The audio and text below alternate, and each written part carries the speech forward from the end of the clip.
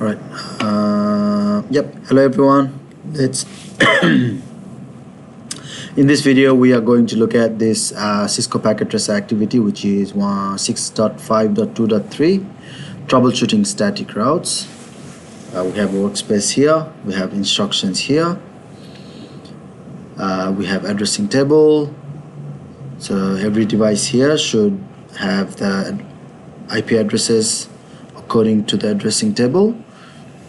The objective of this lab is to locate the problem, determine the solution, implement the solution, and verify if the issue has been resolved or not. But before we look at the troubleshooting, let's first understand what static routing is.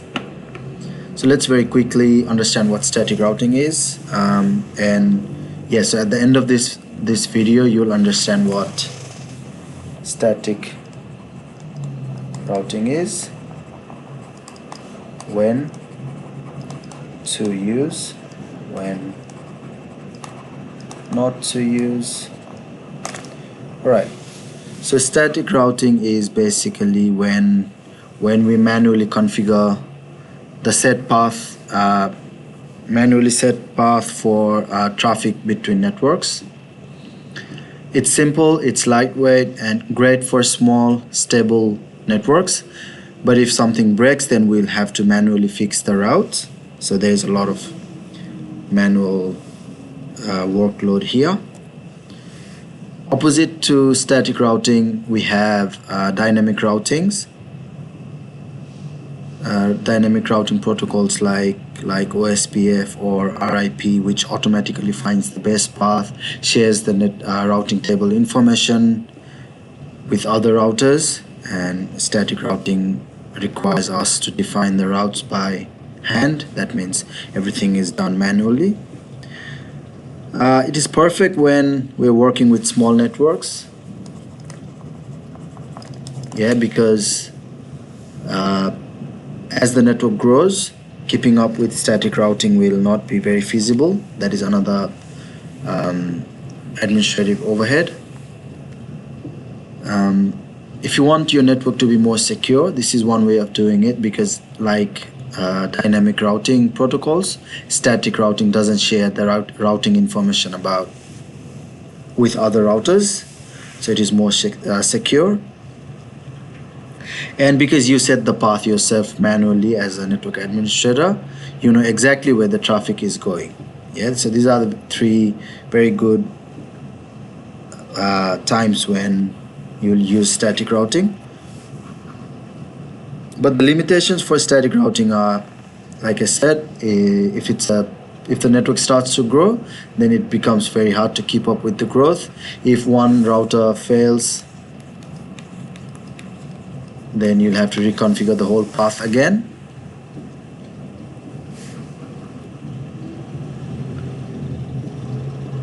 Yeah, that is a very brief description of static routing. Now let's look at how to configure the static routing. So let's say, for example, I'll give you an idea here, because we have to understand how to configure something to be able to troubleshoot. We have to know exactly what needs to be done, and we have to know exactly where we have to look at, yeah, to where to look as well. So let's say this is a very simple network diagram. We have router 1, router 2, router 3 connected to a switch and a PC, connected to a switch and a PC, switch and a PC. So the idea of static routing command is you will start with IP route, and then you will give information. So after IP route, it is next network information, which is network address and the subnet mask, and next hops,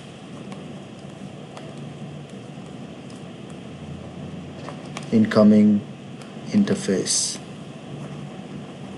name or IP address.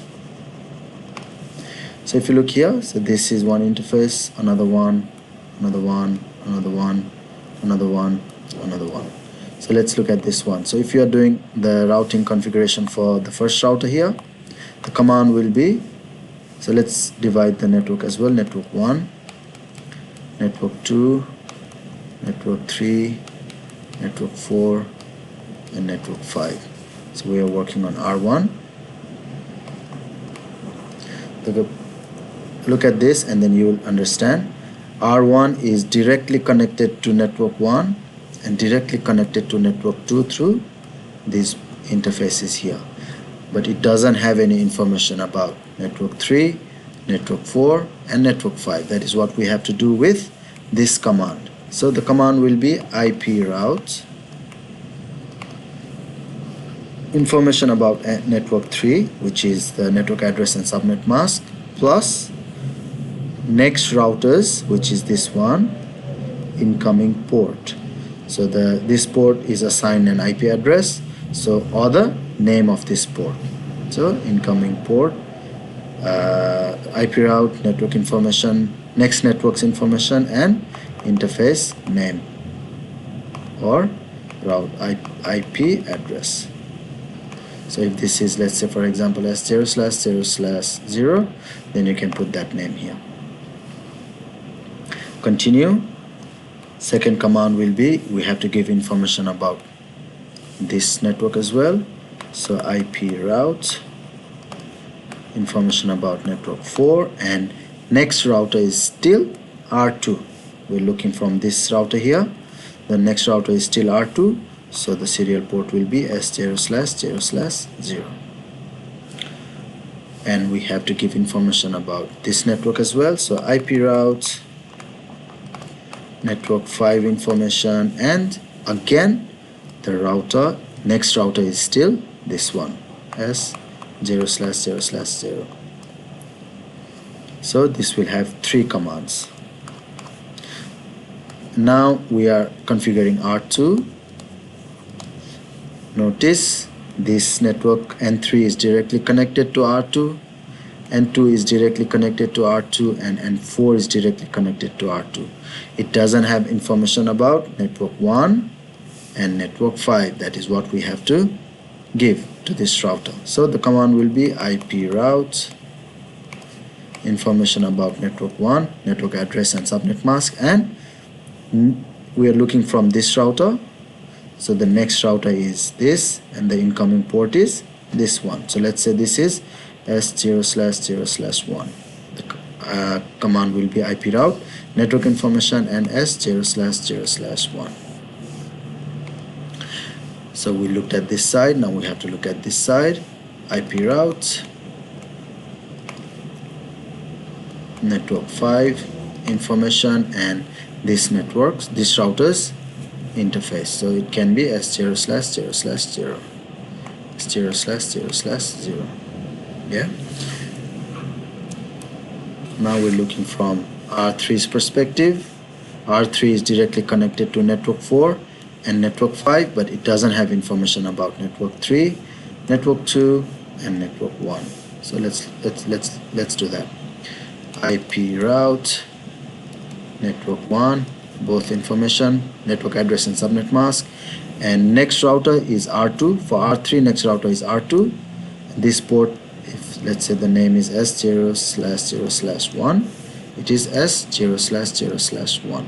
Again, if it has IP address, we can replace the interface name with the IP address as well. So now we have given information about N1, we have to give information about N2. So IP route, N2, the information of N2, and S0/0/1, because the next router is still R2, the incoming interface of the R2. And then we have to give information about N3. So IP route, N3, information S0/0/1. So for the first router you have 3 commands, second router you have 2 commands, third router you have 3 commands again. Right, now let's go over to the activity and then we'll see what the issue is, and then we will try to fix the issue and troubleshoot it. Alright, so first one, let's look at the problem, and then we will determine the solution, implement the solution, and verify if it has been fixed or not. So it's very simple. The very first step that you have to do is verify that all of the IP addresses are configured properly in all of these devices. Let's look at PC1.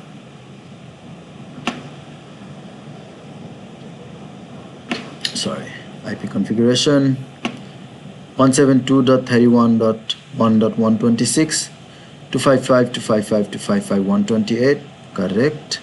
172.31.1.1 is also correct. PC2,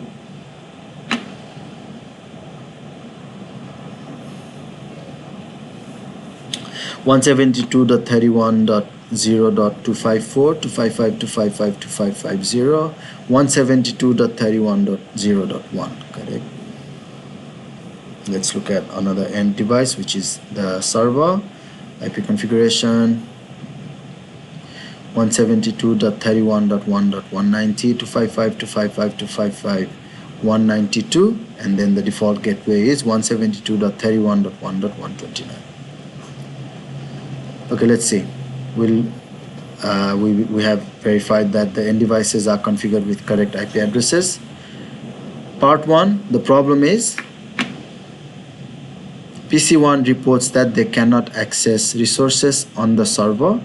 Look at the problem, decide the appropriate solution. Okay, so we will first try to see if there is connectivity between the PC1 and server. So let's do ping 172.31.1.190. This is the server's IP address. If it gets the reply, then there is no issue. If the reply doesn't come, if we have 100% loss, then yes, there is an issue, and we have to fix that issue.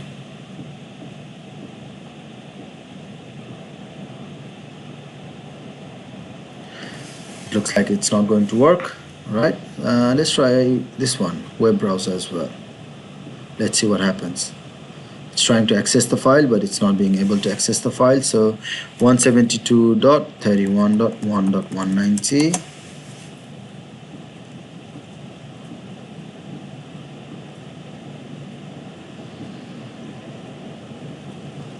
I don't think it's going to work as well. Okay, so yes, the problem is there. Let's look at now.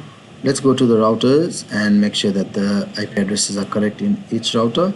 So the first command we will use, the command that we'll use is show run command, very important command, show run. And then, alright, so G0/0, we are on R1, 172.31.1.1. Yep. 255.255.255.128. Another active port is S0/interface is S0/0/0. 172.31.1.194, 255.255.255.252. So that looks correct. R2, verifying the IP address again. Enable show run. R2 C00 is 172.31.0.1 to 255.255.255.0, and then on the port active interface is IP S0/0/0, which is this one, 172.31.1.193 to 255.255.255.252, correct. Interface S0/0/1 is 172.31.1.197 to 255.255.255.252, and that is also correct. Let's quickly go over to R3. Enable show run. How many ports? G0/0 interface is over here, 172.31.1.129 to 255.255.255.192, correct. S0/0/1 is over here, 172.31.1.198 255.255.255.252. That looks correct. Alright, so everything is correct. Now let's go to R1. We're still on show run page, and we have, so there are 3 routing commands. Let's look at these commands and understand what they are doing. The first command, IP route 172.31.0.0, is this network here, /24, so 255.255.255.0, and then S0/0/0, so this is R2's incoming port, so this one, which is correct, S0/0/0/0. Another command, IP route 172.31.1.196, which is this one, /30 255.255.255.252, and then the interface is still S0/0/0, so the next router is still R2. And then the last network is 172.31.1.128 255.255.255.192, and then, so that looks correct for R1. Let's go over to R2. Again, remember, R2 is directly connected to network, this network, this network, this network. It needs information about this network and this one over here. Okay, still on show run. IP routes. Okay, so see here, this is different. By that I mean, instead of the interface's name, we have IP address. Alright, so let's look at this. IP route 172.31.1.0, which is this network here. We're looking from R2's perspective, 255.255.255.128, and then 172.31.1.198. So this IP address should be the IP address of this interface, which is S0/0/0, which is R1. Let's look at this then. Go over to this one. S0/0/0 IP address for that is 172.31.1.194. So there is an issue here. Instead of 194, it is 198. Let's look at the other side. On this network here, IP route 172.31.1.128 255.255.255.192, and it has to match. So this IP address has to match this serial ports, serial interfaces IP address, which is S0/0/1. So R3 S0/0/1, which is 172.31.1.198. Okay, so it looks like these two has been swapped. Before we do anything, let's look at R3.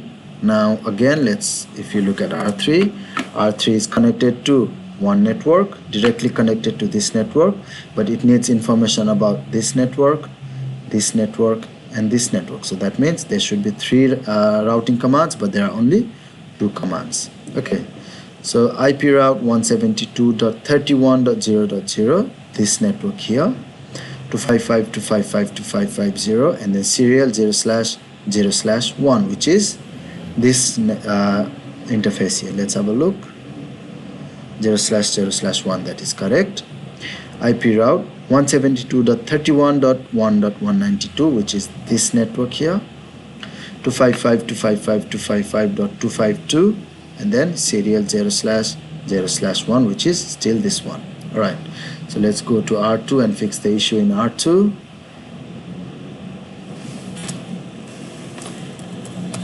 Config terminal. So we have identified that these two has been swapped.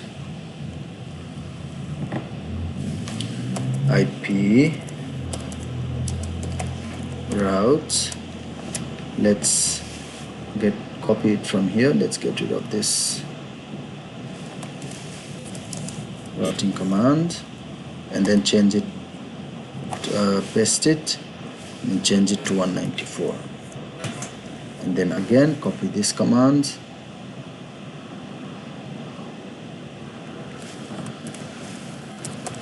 IP, then IP route 172.31.1.128 255.255.255.192 172.31.1.198. Alright, now let's go to R3. We have identified an issue, so there is only two routing commands, which is connecting this network and this network, but not this network. So we'll add that network. Config terminal, IP route 172.31.1.0/25 is 255.255.255.128, and then serial 0/0/1. Alright, now let's see. So we have identified two issues in two routers. The first router had no issue. Now we have implemented the solution.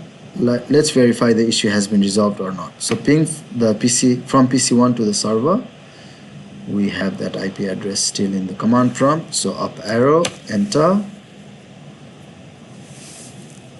It should be pinging now. Let's see. Alright, we're getting the reply. 25% loss, but if we do it again, it will be 100% successful, 0% loss. Let's go to web browser.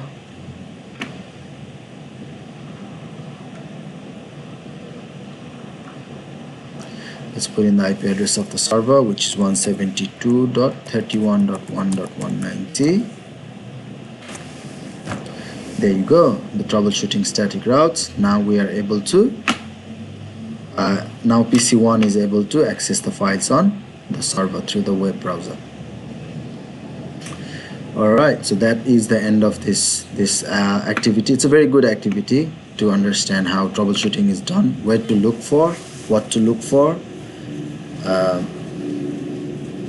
So yeah, I hope you guys understood the concept of static routing and then the commands of static routing.